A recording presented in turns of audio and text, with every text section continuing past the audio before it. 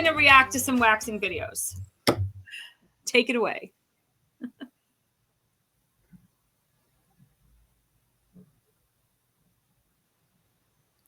Now that looked like a disposable yeah, like a Q-tip or something. Yes, makeup applicator.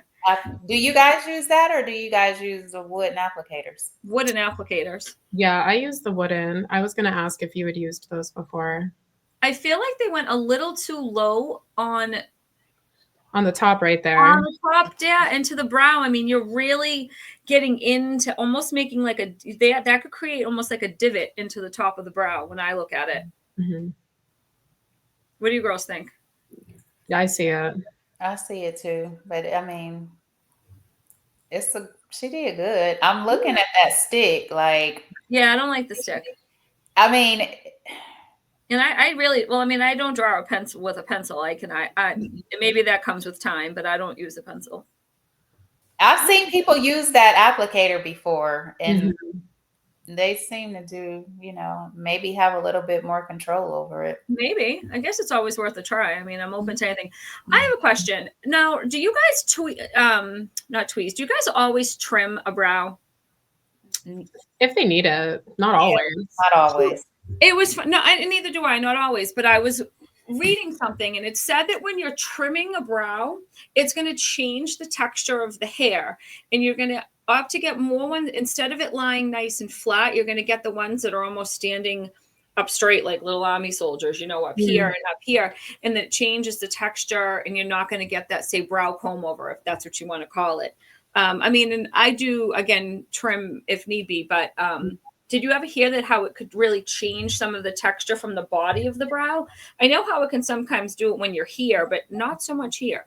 It might feel more blunt, like depending on the texture of the hair, but I try to trim at like an angle so you get the hair, giving it a taper. But I agree. It was just something I had never really heard of before, so it was kind of interesting. That was awesome. Yeah. So what about the laminations? What you guys think about that? I'm not a huge fan. I think they work for some people. I think they're an interesting trend. I feel like, I don't know, it's definitely not for everybody, but for the right person, I think they can look beautiful. Mm-hmm. Yeah, they do look. I don't do them personally. It's just not anything I wanted to just get into at this point. But yeah, I don't love them for everybody. Everything has a spot, right? Everything has a place. It wasn't a look for me personally. Yeah. So what do you guys use for brows? Strip wax or hard wax? I'm a hard wax girl. Hard wax for sure. What about you? I use strip. Yeah. Okay. That's cool. Yeah. You know what? But that's what makes this world go round. If there has to be something for everybody's hand. Right.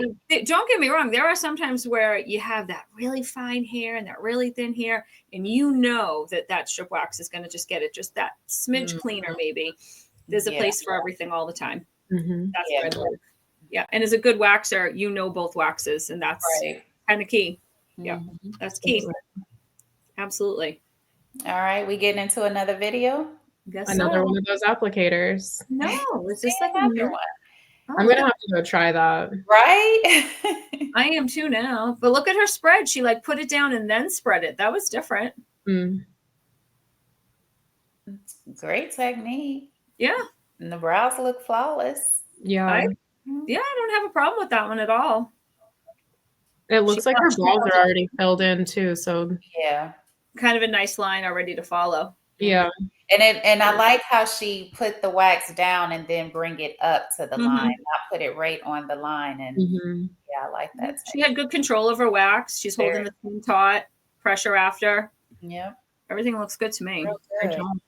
Great job is right. Yeah. Well, what do we got here? Oh, Lord. I see already. My skin is cringing. Where them gloves at, girl? Where them gloves at? That's me.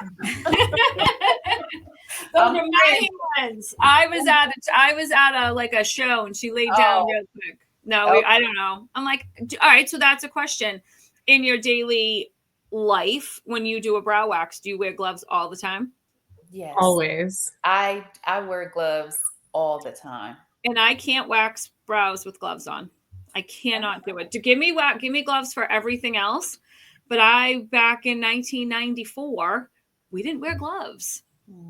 I was taught it was a different world. And that many years ago when we did facial waxing, body waxing, Brazilians and underarms, we did, but even leg waxing, they did not. And I do not do my brows with gloves on. Okay. So Yeah. everywhere has like, you can get that pinpoint bleeding. That's the only reason why I always wear gloves. So you can. Yeah. I completely understand I do. I get it. And I have seen that. And maybe if I needed to go like this or clean that up after, I'd stick a glove on or finger caught on. Totally well aware of that. But that is just not something in my day. Yeah. Mm-hmm. And I can tell you probably where I'm at. At least half the girls when they do brows probably don't wear gloves. Oh, wow. Well, Brows. Long as y'all ain't double dipping, y'all good. No. Come on. No, not that. That's gross. Yeah. But yeah, clean sticks every time, clean brush, everything sanitized. Mm-hmm. But yeah, gloves were not in my repertoire. I can't wax myself without gloves. Oh, really? I cannot wax myself without gloves. I have to have gloves on. It's a nice habit to get into, but when I never started, I feel like I'm all thumbs when I have them on when working on the face. So just something different. Yeah. Yeah. That makes sense. You said that's me. Oh, this one's so bad. Oh, no. Yeah. Again, that's her son. No gloves, I guess. But are you in your studio or are you at home? Like, I don't know. I just I'm with you on that.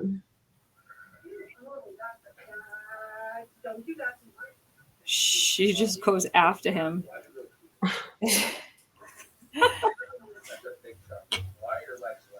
Oh. Yeah. So, I just love his face. I love it. His face is hysterical. But this is real life, guys. Look at that. That is real life.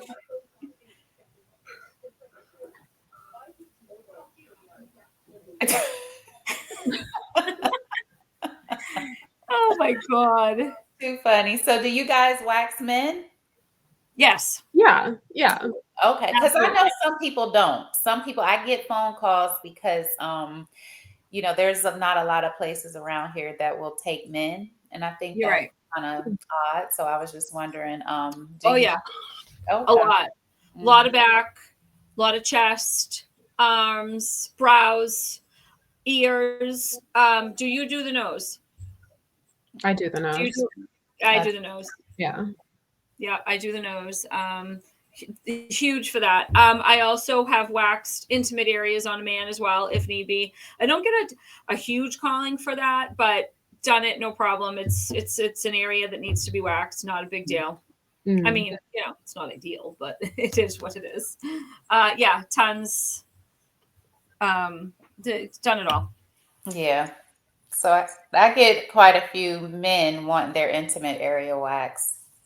Will you do that as well? Oh, yeah. Yeah. Well, that's the phone call I was talking about. They'll call because there's other people. Like, yeah, I'm sure they'll wax a man's leg or a man's back, but they won't do the intimate area. And I do. Yeah. I think waxing a man back, neck, everything is great, but it's great.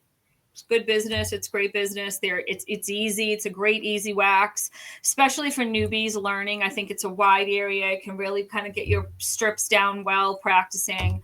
Yeah, it's a nice, easy service to get through.